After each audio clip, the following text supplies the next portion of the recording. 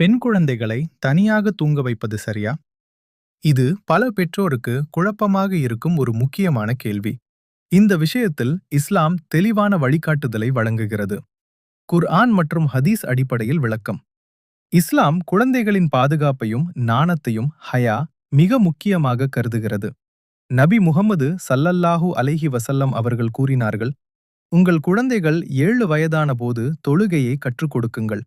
10 வயதான போது அவர்களுடைய படுக்கைகளை பிரித்து வையுங்கள்.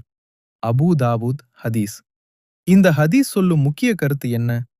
7 வயது வரை குழந்தைகள் பெற்றோருடன் அல்லது சகோதரங்களுடன் தூங்கலாம். 10 வயதான பிறகு ஆண் பெண் குழந்தைகளுக்கு தனித்தனி படுக்கை அவசியம். இது பாவம் ஏற்படாமல் தடுக்கும் பாதுகாப்பு நடவடிக்கை. பெண் குழந்தைகளுக்கு இது ஏன் முக்கியம்? பெண் குழந்தைகளின் உடல் மற்றும் மன பாதுகாப்பு, அவர்களின் நாணம், காக்க தவறான பழக்கங்கள்